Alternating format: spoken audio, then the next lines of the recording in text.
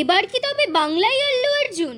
2021 সালে মুক্তি পেয়েছিল দক্ষিণী সিনেমা পুষ্পা। বক্স অফিসে ঝড় তুলে দিয়েছিল। প্রায় 350 কোটি টাকার ব্যবসা করেছিল এই ছবি। পুষ্পার জন্য জাতীয় পুরস্কার পেয়েছিলেন আল্লু অর্জুন।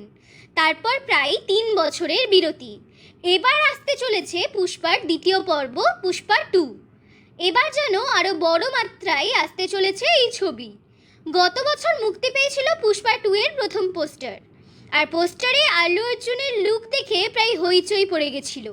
আর চলতি বছরে 8ই এপ্রিল মুক্তি পায় এই ছবির টিজার। সেখানে নীল রঙের শাড়িতে দেখা যায় আল্লু অর্জুনকে। শোনা যাচ্ছে শুধু হিন্দি, তামিল, তেলেগু, মালায়ালাম, কন্নড় ভাষাতেই নয়, এই ছবি এবার মুক্তি পাবে বাংলা ভাষাতেও। আরও শোনা যাচ্ছে পুষ্পা 2তে নাকি একটি গান গাইতে চলেছেন বাংলার জনপ্রিয় গায়ক তিমির বিশ্বাস। যদিও এই বিষয়ে গায়ক নিজে তেমন কিছুই জানাননি, সবটাই ক্রমশ প্রকাশ্য। আগামী 15ই আগস্ট মুক্তি পেতে চলেছে এই ছবি।